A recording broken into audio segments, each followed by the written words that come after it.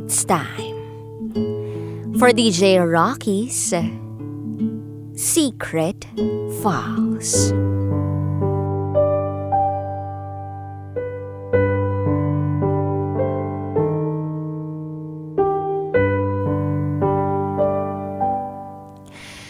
Super stress na ako sa love life ng best friend ko.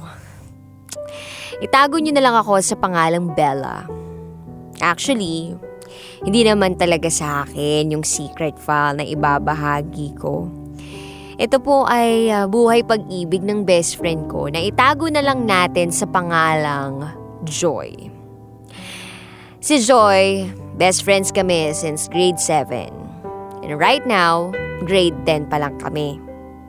So since mga bagets pa kami, uhaw sa pag-ibig. Hanggang sa isang araw, merong dumating na guy sa buhay niya na itago na lang natin sa pangalang Dave.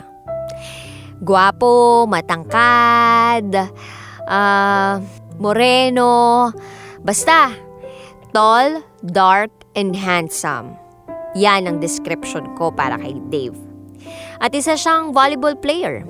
Sino ba namang hindi mawiwindang? Nung time na dumating si Dave sa buhay ni Joy, kagagaling pa lang niya sa relasyon. So, vulnerable si ate mong girl, laging nandyan si Dave sa tabi niya. Kaya, ayun, nakalimutan na ni best friend ko yung sakit na ibinigay ng ex niya. Then, lumipas pa yung mga araw, humingi sa akin ng permission si Dave kung pwede niyang ligawan si Joy.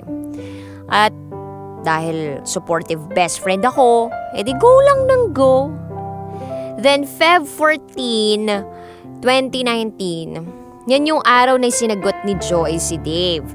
So ayun, syempre nagtagal din sila pero marami rin silang napagdaanan. Pero alam nyo, palagi na lang umiiyak si Joy dahil kay Dave. So ako naman, sinasabihan ko siya na wag na lang si Dave kasi marami pa namang ibang lalaki. Yung hindi siya paiiyakin. Kaya lang, mahal ko yung best friend ko. At nakikita ko na mahal niya yung mokong na yun. Kaya ayun, sila pa rin.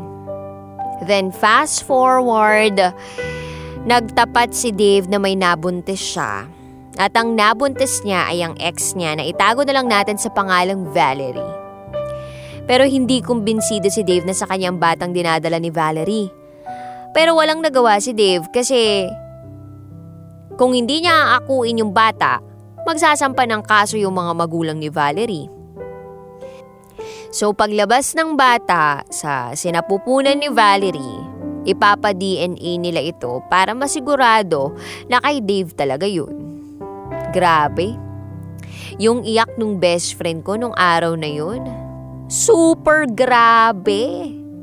Ramdam na ramdam ko yung sakit na nararamdaman niya.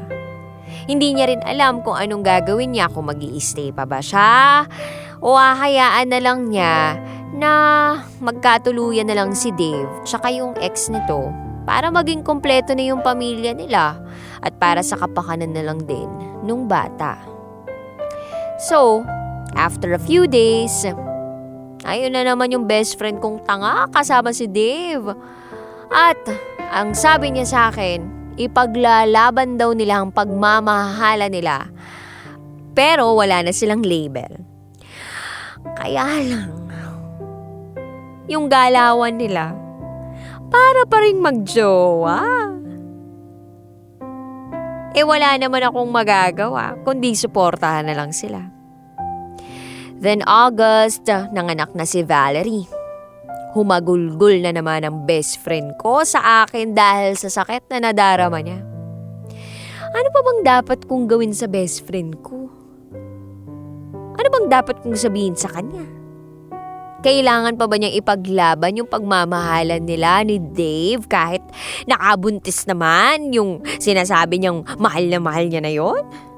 O magpaparaya na lang ang best friend ko para sa kapakanan ng bata? Ay, tulungan niyo na ako. Muli, ako si Bella, ang super stress sa love life ng iba. At ito, ang secret file ng aking best friend. Always your number one SM radio station. Love Radio. Kabisyo, nakarelate ka ba sa secret file na binasa ko? Kung nakarelate ka, mag-subscribe ka na dito sa aming YouTube channel at pindutin mo na rin ang notification bell para updated ka sa mga susunod na episodes ng DJ Raqi Secret File.